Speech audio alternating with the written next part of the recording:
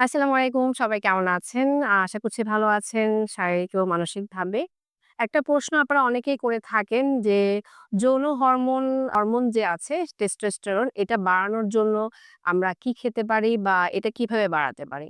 তবে অনেকেই জানেন না যে যৌন হরমোন বাড়ানো অথবা এটা কমে যাওয়া কতটুকু লেভেল আছে, এটা টেস্ট করা উচিত। এটা অনেকেই বুঝে না এবং এটা কি কারণে কমে সেটা অনেকেও জানে না। হয়তো ভাবি যে আমরা আমাদের শরীরে হরমোন লেভেল হয়তো কমে গেছে, দুর্বলতা ফিল করছি। এটাই কারণ আমি এটা মেডিকেশন নিলে ঠিক হয়ে যাবে। কিন্তু এটা যে খাদ্যাভ্যাসের উপরেও অনেকাংশে ডিপেন্ড করে এটা আমরা অনেক সময় বুঝি না।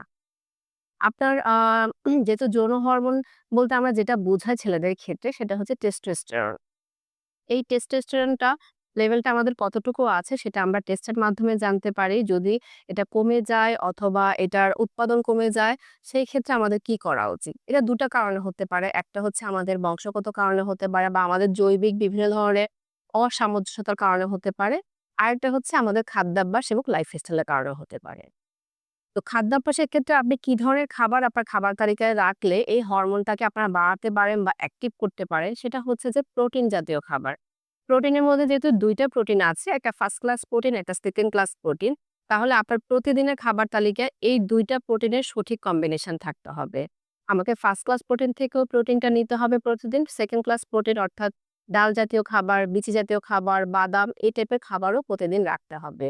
এই ক্ষেত্রে আপনারা বিস্তৃত খাবারের মধ্যে বাদাম যেমন একটা আইটেম আছে, আপনি যেকোনো শিমের বিচি, কাঁঠালের বিচি, সূর্যমুখীর বিচি, তারপরে আছে মিষ্টি কুমড়ার বিচি যেটা আমরা খুব সহজসাধ্যভাবে পাই। এগুলো প্রতিদিনের খাবার তালিকায় রাখলে এই হরমোনটা বাড়াতে পারেন। আরেকটা জিনিস যেটা হচ্ছে যে সেটা হচ্ছে পর্যাপ্ত পরিমাণে পানি খাওয়া। আপনাকে সারাদিনের খাবার তালিকায় আপনার ওজন অনুযায়ী যতটুকু পানি আপনার প্রতিদিন দরকার সেটা প্রতিদিনই ফুলফিল করতে হবে এবং গ্র্যাজুয়ালি সারাদিনে। মানে যখন দিনের বেলা থাকবে, দিনের বেলাতে পানিটা পর্যাপ্ত খাওয়ার চেষ্টা করবেন। সন্ধ্যার পরে প্রয়োজন অনুযায়ী পানি খাওয়াবেন।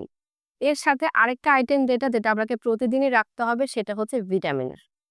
ভিটামিন এবং মিনারেলের সোর্স হিসাবে অ্যান্টিঅক্সিডেন্ট সোর্স হিসাবে আ সবজি এবং ফল। সেটার মধ্যে কালারফুল সবজি। হয়তো আমার আপেল পছন্দ, আমি প্রতিদিন আপেল খাচ্ছি, এরকম হলে হবে না। আপনার বাজারে যতটুকুনো ফল আছে বা যতগুলো সবজি শাক বর্তমান প্রত্যেকটা মৌসুমে থাকে, আপনার সাধ্য অনুযায়ী আপনি চেষ্টা করবেন একটু কম্বিনেশন করে খেতে। প্রচুর কালারফুল শাকসবজি খেলে আপনি তার থেকে প্রচুর অ্যান্টিঅক্সিডেন্ট পাবেন, ভিটামিন পাবেন, মিনারেলস পাবেন, যেটা আপনার সেক্স হরমোনটাকে বাড়াতে হেল্প করবে। তাহলে খাবার, প্রোটিন, পানি ৩ টার কম্বিনেশনের সাথে আমাকে পর্যাপ্ত ঘুমাতে হবে। স্ট্রেস ফ্রি থাকতে হবে। স্ট্রেস হরমোন যদি আপনার প্রচুর রিলিজ হয়, সেক্ষেত্রে আপনার সেক্স হরমোনটা ব্যাঘাত হতে পারে। সেজন্য স্ট্রেস ফ্রি থাকতে হবে এবং প্রতিদিন সঠিক সময়ে ৭ থেকে ৮ ঘন্টা ঘুমাতে হবে। ভালো থাকবেন, সুস্থ থাকবেন।